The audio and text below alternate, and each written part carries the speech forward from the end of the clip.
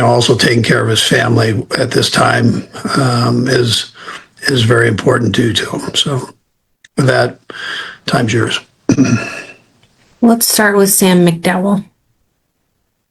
Hey, Andy, wanted to ask you just about the offensive line. It seemed like there was better pockets for Patrick yesterday. What did you think overall of how that group was? Yeah, I thought they did a good job there. Andy had a good plan for this crew. I thought the young left side there, I thought stayed strong, and then the right side I thought worked well together. I thought Creed probably had his best game. He's been pretty solid all along, but this game here, I thought he really played special. And then also George Karlaftis. I know that the first couple of weeks probably weren't what he wanted, but just what have you seen from him over the last couple of weeks? Yeah, George gets a ton of snaps. He plays almost the whole game, every week, and very seldom comes out. Again, he brings that aggressive heartbeat, and even though he might not get home, he's always around, and he just keeps getting better. I mean, that's he's got a little bit of that diehard battery deal in him, so he keeps on going. Let's go next to Nate Taylor. Hello, Andy.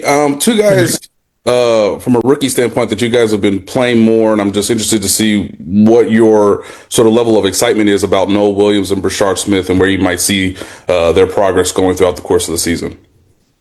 Yeah, so both of them have got a little bit more time in this last couple of weeks. I know offensively, Nags is just trying to increase Smith's reps, every week and putting him in positions where he can do some things. So, and he seems to be handling it good. And then Williams, likewise, Spags has put him in and a little bit bigger role every week. And he seems to be stepping up. I know he had a couple nice physical plays in there, against some pretty good receivers. So that I liked what I saw there. Yep, we'll go next to Saran. Let me turn this up here. I can't hear her. There we go. Test, just make sure you can hear us. Yep, I got you now. Cool. All right. I don't really have anything injury-wise for you. I think we came out in pretty good shape there. So as far as the game goes, I thought all three phases did a nice job of contributing and in their own way. So it was a good team win for us. Again, I appreciate the opportunity always that we have to play at GH Field at Arrowhead Stadium, and the fans and how they go about welcoming in the opponent. So again, my hat goes off to them. And then there were a lot of individual things. I mean, we can go through, but it's I just thought overall, I thought the coordinators, all three coordinators had a good plan going into this thing. Offensively, I mentioned how Nags utilized number one coming back, Xavier getting him back in the mix of things. I thought was impressive. The run game part of it, being able to get that established early, I thought was important against this crew. The offensive, defensive lines, I thought most important was getting them started, and they were able to do that. I thought Spags on the defensive side had a nice plan there, again against a very explosive offense, and that was relatively healthy. The defense was banged up just a little bit, but the offense was pretty much intact, and coming out and being able to be strong against that group is always a plus. And I thought linebackers, Bolton, he was in on a lot of plays, but most of all, it just the calls that he has to make. He's Spags' quarterback, and for him to be able to work his way through all of that, I mean, it takes a lot of time and effort, and he does a great job with that. And I thought the back end stayed aggressive, which in the run game and the pass game, anytime you can hold 22 to just a few yards that he had, he's a tough dude, man. So, again, that was some of the special teams was solid. I mean, you saw some of the tackles and angles that we took. That is so important on special teams, and whether it's blocking or tackling, being able to get yourself in the proper position. And Tobe does a great job with making sure that things are set up schematically where the guys can do that. And then the guys take such pride in it. And then I know Pat's accomplishment. My hat goes off to him for all that he's done in his short career here. You know, we're still young at 30, and he's done a real nice job of setting all these records that he's done. Most of all, I love the way he brings the team into it, and that's a good thing. And he and Kelce are kind of creeping up on being the old guys there. So Kelce definitely is the older guy, and for him to come out and have a good day, I thought was good. Anyways, with that, and Chris, let me go back one more thing. Chris Jones, loses his aunt and goes down to the funeral, flies down, flies back on Sunday, and then jumps in and plays a heck of a game. I mean, the guy, he's something special. And, that's, I really respect him for all that he does for the team, but, also taking care of it. Just big picture, what you've learned about this team. Yeah, they'll fight you. I mean, that's, maybe it's not all pretty, but they're going to keep fighting. And when you fight and study and practice hard and do all those things, you're going to make progress. And I've seen that from them. They haven't really flinched on some of the negative things that have gone on or negative plays. They just get back on the horse and go. Go next to Matt Derrick. Hey, Coach, one housekeeping question first. This week, Najee Johnson and Jake Breeningsteel would be eligible to be designated to return or at least start their practice windows. Where do those two guys stand? Yeah, they're doing good. Matt, I haven't hit Veach on all this and or Rick or the docs on it. So, but I know they're doing well in their rehab up to as they've been working here. I mean, I get those updates and they seem to be doing good. I don't know the move that we'll make there or if we make a move. And, now you've had a chance to see it in action with Gardner Minshew being a part of that quarterback group. What's he added to the quarterback room, and what's the dynamic between him and Patrick, especially Gardner as a sounding board for Patrick? Yeah, Gardner's he's a brilliant guy, first of all. I know he's got the mustache and the hair and all that stuff that goes with it, but he's brilliant. And he's got such a good feel for things as far as the game goes. And I think it's great for Pat to be able to talk with him. And, he understands, he's been a starter. He understands when to speak, when not to speak, when to, jump in or not jump in. And I've appreciated having him here. He's a lot of fun to be with too. He's got quite a wit. We'll go ahead and finish this out with Todd Lebo.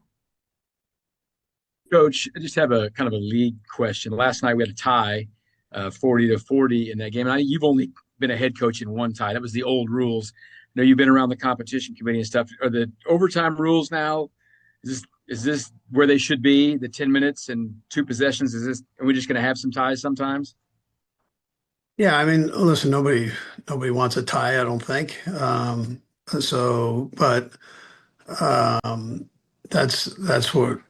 what goes on. You're juggling a lot of different things when you do this, Todd. So you've got TV and how that works, and the media is a big part of it.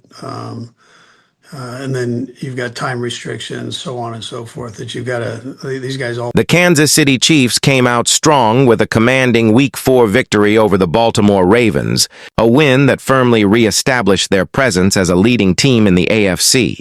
Despite a rocky 0-2 start to their season, the Chiefs have now notched back-to-back wins, thanks in large part to the leadership of Patrick Mahomes and Travis Kelce, who have both been instrumental in steadying the ship and pushing Kansas City back into the thick of the playoff race. Kelce, now 35 years old and in the twilight of his career, has been the subject of growing speculation regarding retirement after last season, fueling concerns about how much longer he can continue to perform at an elite level.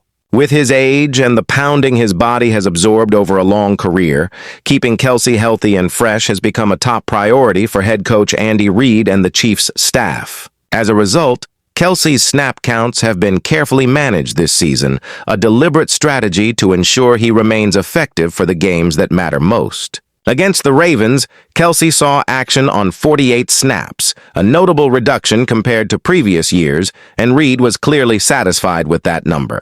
After the game, Reid praised Kelce's performance, noting his strength in both the rushing and passing games and emphasizing his current physical condition. Reid highlighted Kelce's intense off-season training, commending his dedication and work ethic, and remarked that Kelce returned to the team in outstanding shape, which has been crucial for his durability.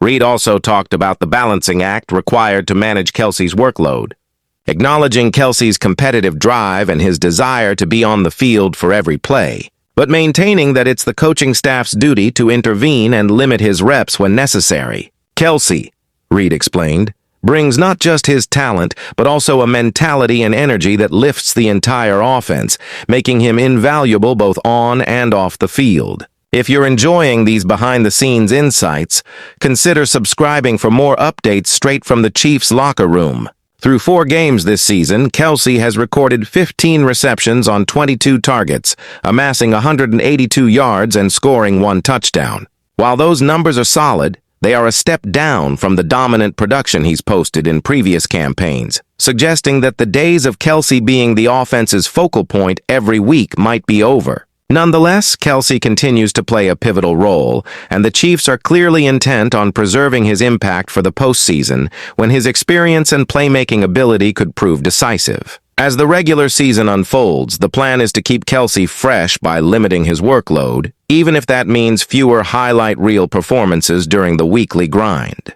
The hope is that this approach will pay dividends when the stakes are highest, giving the Chiefs a fresh and fired-up Kelce for a deep playoff run. Next up for Kansas City is a Monday Night Football showdown on the road against the Jacksonville Jaguars, a test that will reveal whether the Chiefs can sustain their winning streak and continue their climb up the conference standings. All eyes will be on how Kelce is used in that matchup, with fans eager to see if his snap count remains in the targeted range or if the coaching staff loosens the reins as the season progresses. Reid's commitment to managing Kelce's workload is clear, but the unpredictable nature of NFL games means adjustments could be made on the fly. The Chiefs' offense, with Mahomes under center and Kelce as a trusted target, remains one of the league's most feared units, even as they adapt to a new approach to keep their veteran stars healthy.